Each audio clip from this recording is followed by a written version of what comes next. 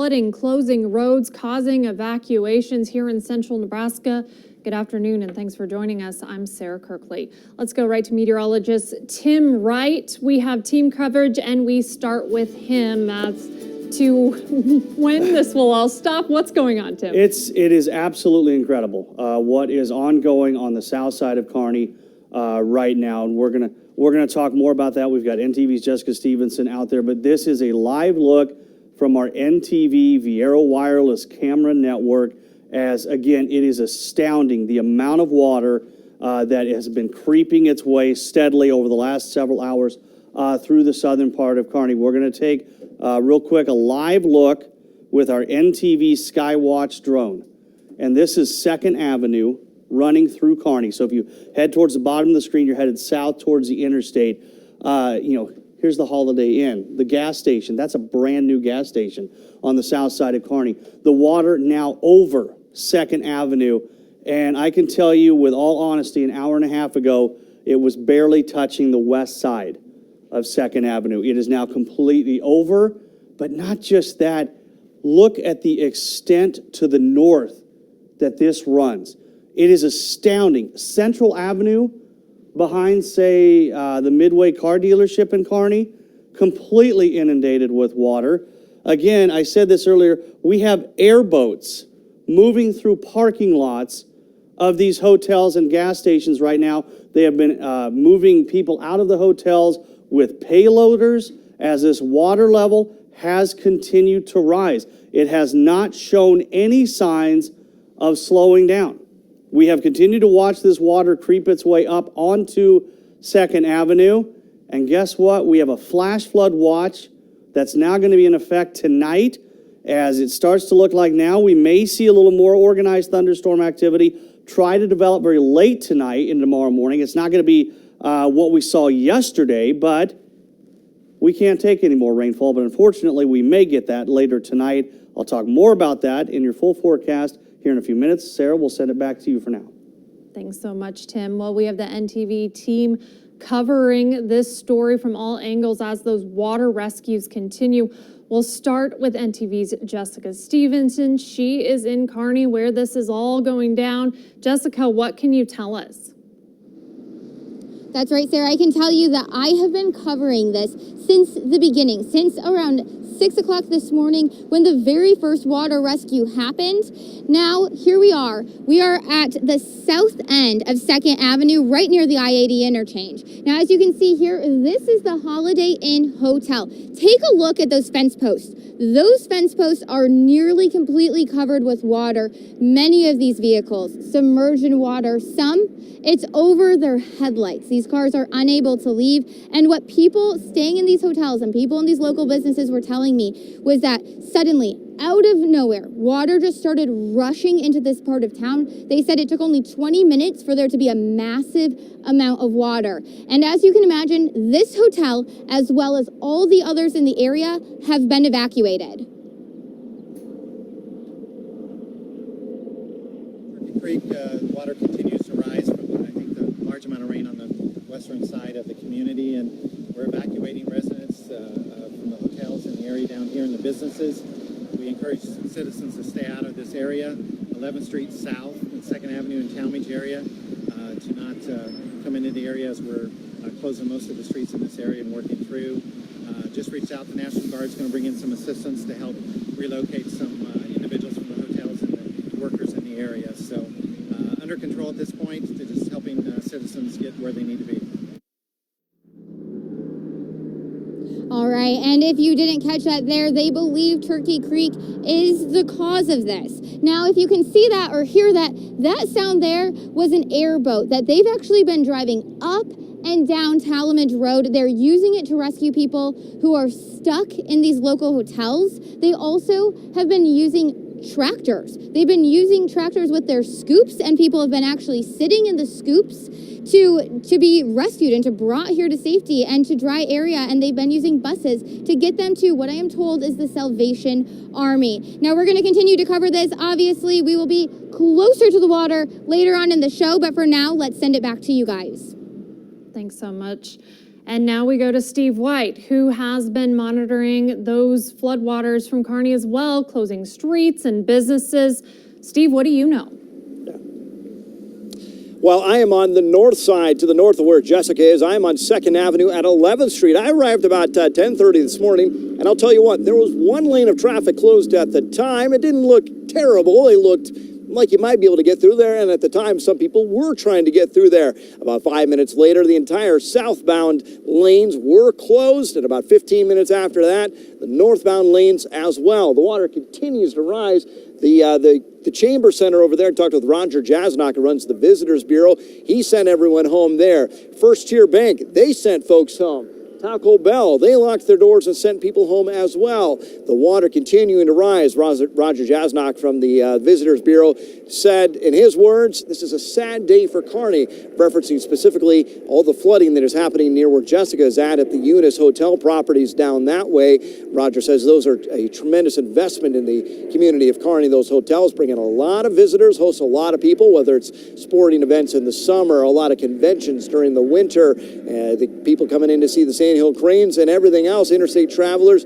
But he says those hotel rooms, a lot of them are going to be out of use for a long time. He says really the damage not known there, just a tremendous inflow of water. It continues, the water continuing to rise, and that water, it's moving pretty quickly. I've seen some people try to move through here, and it's tough. So people are walking through here still at this point, definitely not advised. I've seen some cars driving through there, and at this point you have to wonder what kind of debris might be in there. You have to wonder if the road might be starting to give out, any potholes or any degradations to the road. You don't know what that road surface is going to look like after that flood water is there. So I know that a lot of people who want to come down. There's been a lot of people kind of sightseeing, getting some video for Facebook, that kind of thing.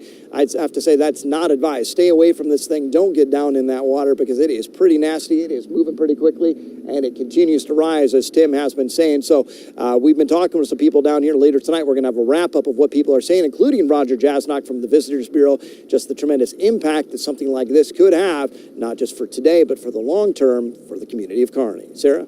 Thanks so much, Steve. The Buffalo County Emergency Manager is saying this is probably going to be an 18-hour event, also probably worse for his county than that March flooding. But Buffalo County isn't the only county experiencing it.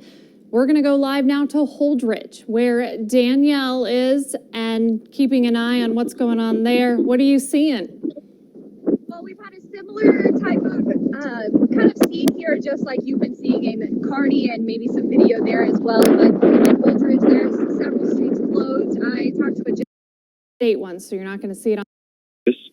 And that was Here's some photos, rather, sent in by viewers giving you a look at flooding in that area. The Red Cross says the adults, along with 3 children, were evacuated from 8 units in their apartment building located on North Erie Street. A team of volunteers are helping meet the family's immediate needs. Several closures of roads and businesses have been reported due to these heavy rains. Here's a live look at Nebraska's 511 map showing those closures throughout the state, including Highway 30 between Kearney and Elm Creek. A lot of other roads closed, just not state ones, so you're not going to see it on that map. The southbound lanes of 2nd Avenue near 11th Street are closed in Kearney due to flooding, as well as Annie Park and surrounding areas, as Steve and Jessica have shown you. The Nebraska Public Power District says that just before 11:30 this morning, about 430 homes lost power in Kearney. They say one of their substations became flooded, and they're working to reroute that power. They also say they're closing their Kearney offices because of rising water, but they're asking you to report any outages by calling 1-800-ASK-NPPD. The University of Nebraska at Kearney dealing with those floodwaters. Todd Gatula tells NTV the student union has water in the food court and some newly remodeled offices. The Otto Olson building also has a fair amount of water in the basement. Gatula says UNK has been in touch with Paul Eunice for those evacuated from hotels in town. They will be opening Centennial Tower West to help travelers and people in the Kearney community who have been displaced due to flooding. If anyone is in need, you can call the number on your screen or come to the tower to check in person. Well, another news this noon hour, the murder trial in Saline County continues today. Aubrey Trail, the defendant, is back in court. NTV's Alex Whitney is live at the courthouse with the details. Alex.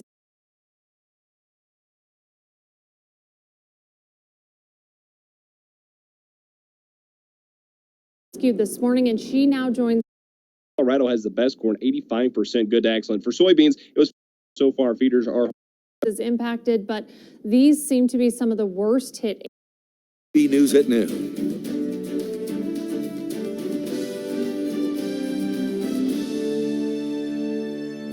Welcome back. We have team coverage of the ongoing flooding situations in Kearney and in Holdrege. Of course, other places impacted, but these seem to be some of the worst hit areas.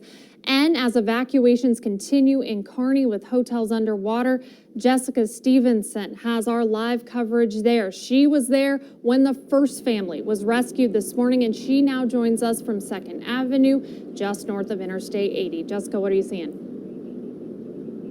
That's right, Sarah. And I can tell you right now, what we are seeing is even more rescues, even more water rescues. If you look over here behind me, we're going to see a school bus. That school bus is being filled with people who were rescued from our local area hotels. I can tell you that we are still seeing the airboats. Now I want to show you here, we even have kayaks, those red boats off into the distance. Those are kayaks. We're seeing other boats as well that are in the waters. Now I just want to give you an idea of what has been happening just since I've arrived at this intersection. Now, the first water rescue at 6 o'clock in the morning was in another part of Kearney, but I arrived here at this intersection at 9:45 a.m. Now, we were here at the American, and that's where I parked. That is where my car still is parked. I had to abandon my vehicle there. Within moments, this parking lot was completely filled with water. Many vehicles had to be abandoned at that area.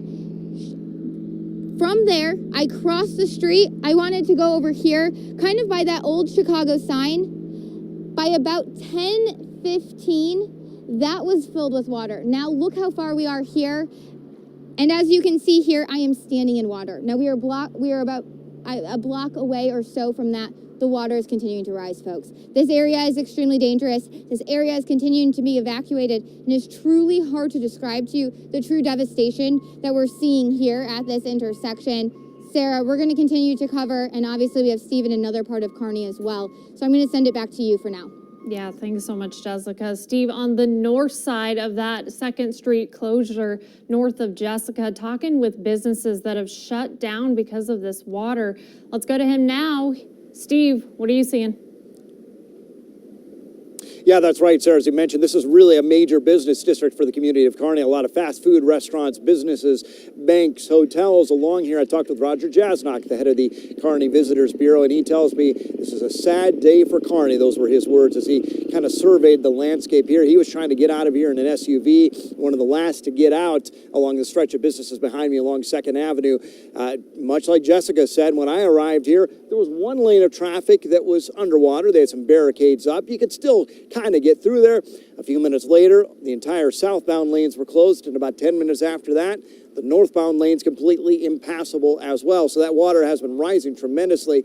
I am now up at on the north side of 11th Street, and the water is rising here too. So I'm probably going to be moving to higher ground in just a little bit.